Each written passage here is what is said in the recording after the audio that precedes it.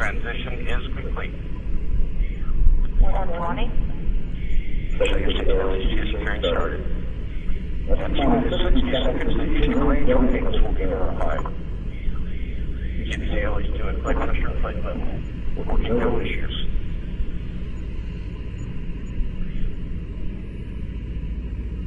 T-minus 1 minute. Engine set box go. Ron, report range status. 30 degrees. 50 seconds. 45. Launch phase complete. Main power off. Main power off.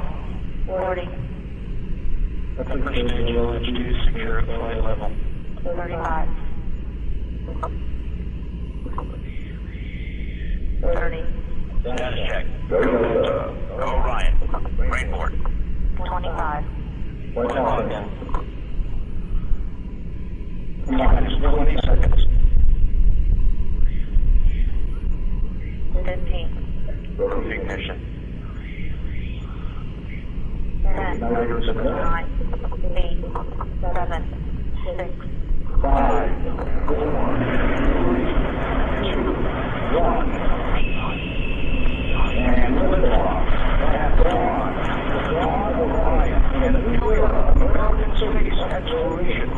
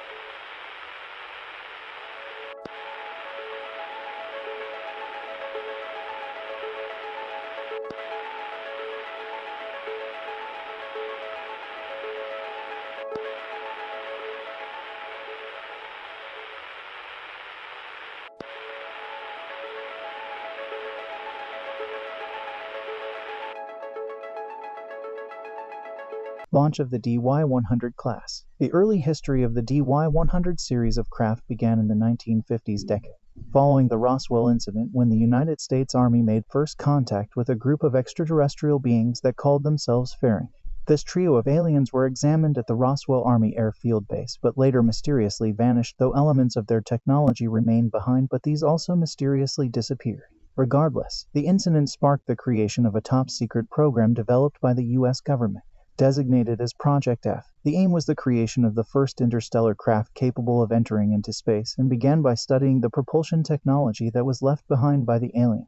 Situated at the Groom Lake facility, the project involved a large research group that sought to make the interstellar travel practical. It also involved drafting various head researchers into the project, which included Dr. Marcus Walter Nichols of Plexicorp on the 15th of March 1993 after his creation of transparent aluminum along with his development of cryosatellites. Unknown to anyone, Shannon O'Donnell, who was attached to the project, was receiving covert data from a woman identifying herself as Helen Swanson that aided in the creation of the DY-100's propulsion engine. By the year 1995, the DY-100 series were first constructed at a time when Earth sought to establish a more permanent foothold in space, though any such missions at the time made use of primitive chemical rocket impulse drives with any form of travel within the Sol system taking years to accomplish. By another account, Khan Noonien Singh claimed credit for developing the DY-100 class, having tested prototypes of nuclear-powered vessels during the golden age of his empire. In 1996, Helen Swanson once again met with Shannon O'Donnell to pass further information on the propulsion technology in order to quicken the conclusion of the project. This was because the shadowy conflict known as the eugenics wars was being waged across the Earth, and her superior Gary 7 intended to use the DY-100 as a backup plan in case he failed to prevent World War III. If that event were to occur, Agent 7 intended to use the prototype DY-100 as an escape vessel for the last survivors of the planet in order to settle them elsewhere on a new world in order to begin a fresh start for the human species of the genetic superbeings from the Chrysalis Project. Only Khan Noonien Singh remained, who intended to destroy the planet with his Morning Star satellite weapon.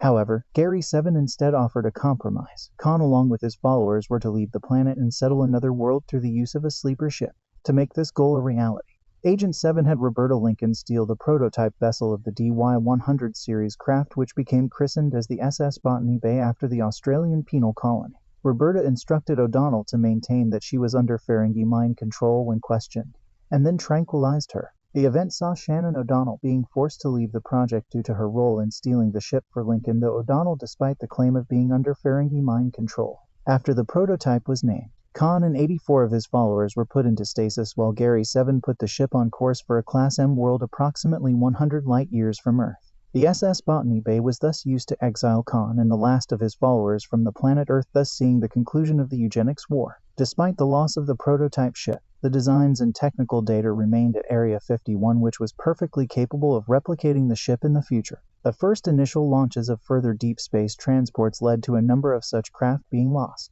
This saw the developers suspecting several key malfunctions occurred after liftoff and thus brought about a redesign of the internal arrangement of the craft.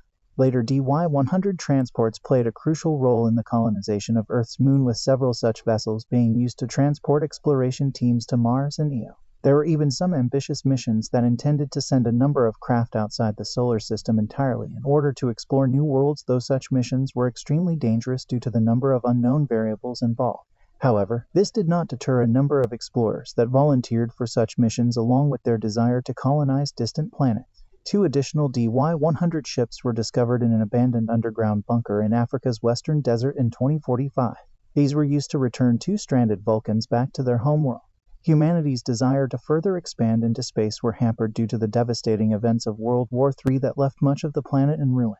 However, in 2063, Zephyrum Cochrane created the warp drive and a means for interstellar travel above that of the sublight designs used in previous years. This saw the creation of the DY-500 transports that served as a successor to the DY-100 series. Khan's ship was found adrift by the US Enterprise in 2267. Khan was the first to be revived when the Botany Bay detected the landing party from the Enterprise. Further examinations revealed that 12 of the stasis pods had malfunctioned during the ship's long journey, leaving 42 men and 30 women alive. Some of the cargo bays from the Botany Bay were then used as shelters when Khan and his followers were allowed to colonize Ceti Alpha V. At some point before 2270, the Botany Bay was retrieved and refurbished as a Federation cargo ship, performing shipping duties with other vessels of its class. During its service, the Botany Bay encountered the Enterprise at least twice again. On one occasion, the Botany Bay was present when the Enterprise emerged from a space dock.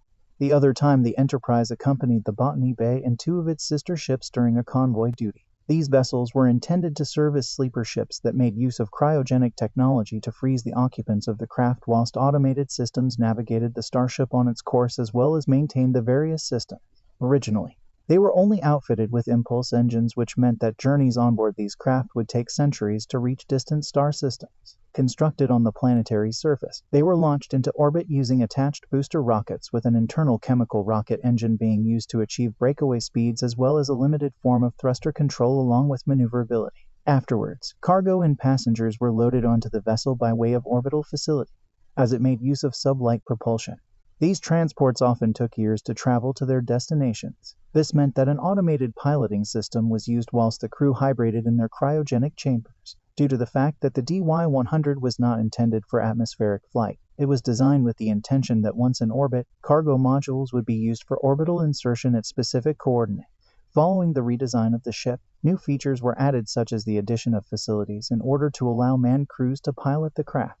After the initial launch period and entry into space, the crew were then able to retire into their cryogenic systems. This proved to solve the earlier problem of failed takeoffs, as it was learnt that once the transport was launched, a gyro destabilization error occurred during the violent event which caused a miscalibration in the navigational sensors. Thus, the addition of manned crews to correct this issue saw fewer launched ships being lost in their journey. The DY-100 later led to the development of a series of similar vessels, such as the DY-500 class. Outwardly, the DY-100 and 500 were similar enough that at times even experienced Starfleet officers were unable to tell the difference between such ships from a distance.